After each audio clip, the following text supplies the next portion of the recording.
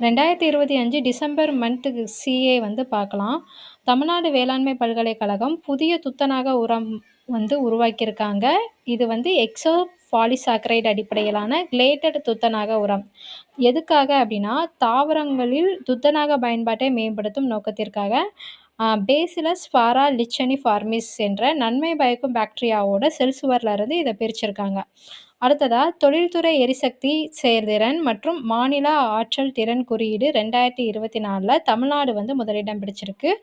அடுத்ததா இந்திய தலைமை தேர்தல் ஆணையர் ஞானேஷ்குமார் அவர்களை நியமனம் பண்ணியிருக்காங்க. 2026 சர்வதேச ஜனநாயகம் மற்றும் தேர்தல் உதவி நிறுவனத்தின் தலைவராக இவரை நியமனம் பண்ணியிருக்காங்க.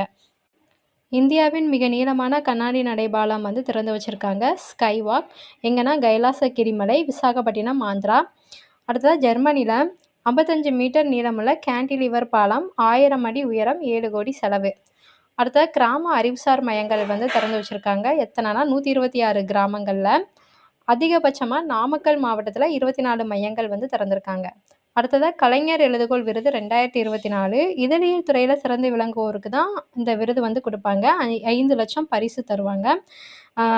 இந்த விருது வந்து டிஇஆர் சுகுமார், இவர் வந்து தினதந்தி நாளிதழோட நிர்வாக ஆசிரியர். 50 ஆண்டுகால இதழியல் துறை பணிக்காக இவருக்கு இந்த விருது வந்து கொடுத்துருக்காங்க.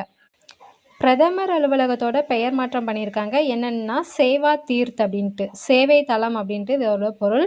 எக்ஸிக்யூட்டிவ் என்க்ளேவ் ஆக பிஎம் அலுவலகம், ஒன்றிய அமைச்சரவை செயலகம் மற்றும் தேசிய பாதுகாப்பு கவுன்சில் செயலகம் வந்து செயல்படுது.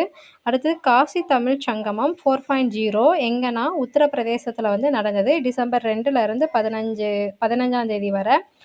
இதோட கருப்பொருள் வந்து என்னென்னா தமிழ் கற்காலம், 10 மொழிகளில் மொழிபெயர்க்கப்பட்ட தொல்காப்பிய நூல்கள் வந்து வெளியிட்டிருக்காங்க.